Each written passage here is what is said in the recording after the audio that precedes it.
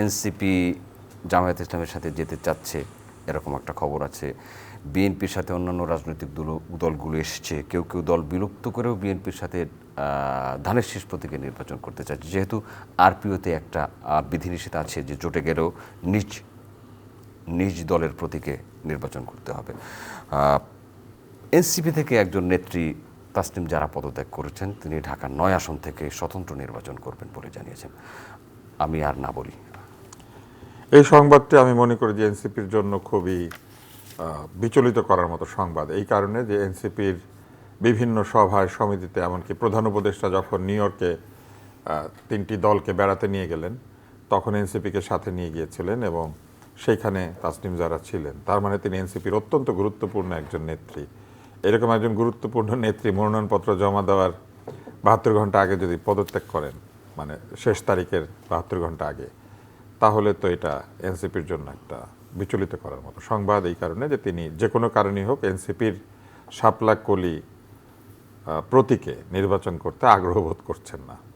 যে শাপলা কলির জন্য তারা এত সংগ্রাম করলেন, সেই শাপলা কলি ছেড়ে দিয়ে তাসনিম যারা এখন কোন একটা মার্কা পাবেন, সেটা হাতঘড়ি হতে পারে বা কিছু একটা হতে পারে, আমি জানি না কি হতে পারে, স্টেথোস্কোপ মার্কা আছে কিনা আমি জানি না। তো এটা তো একটা চিন্তা করার মতো সংবাদ। এতে করে কি প্রমাণিত হচ্ছে? দল যার উপরে এত আস্থা রেখেছিল এবং যে দলের উপর উনি এত আস্থা রেখেছিলেন, বিদেশের স্থায়ী নিরাপত্তার সুযোগ ছেড়ে যিনি দেশ গড়তে বাংলাদেশে চলে এলেন সপরিবারে, তিনি এই দলটাতে 17 মাস থাকতে পারলেন না। এটা একটা চিন্তা করার মতো বিষয়। তো যে দলের উপরে এই দলের কোর নেতা আস্থা হারিয়ে স্বতন্ত্র নির্বাচন করতে বেরিয়ে যাচ্ছেন, সেই দলের উপর জনগণ কেন আস্থা রাখবে? এই প্রশ্ন তো জনগণ করতে পারে।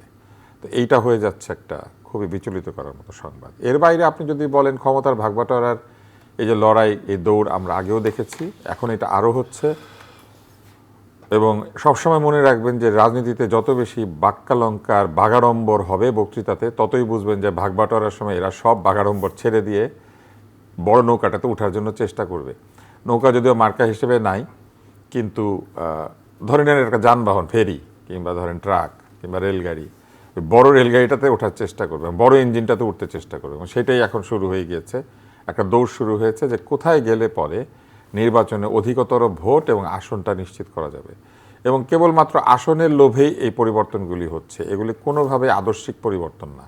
এখানে যেসব দলে যেসব মানুষেরা যোগ দিচ্ছেন, তারা যদি আদর্শিকভাবে এইসব দলের সঙ্গে থাকতেই চাইতেন, তাহলে বহু আগেই তারা এই জায়গাতে যোগ দিতেন, অন্তত আরও 5-10 মাস আগে, যখন একটা প্রতিকূল পরিস্থিতি থেকে দলগুলি বেরিয়ে আসার চেষ্টা করছে।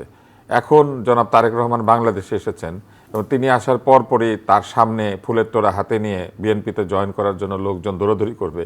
এইটা হচ্ছে বাংলাদেশের চিরাচরিত পুরনো রাজনীতির চেহারা।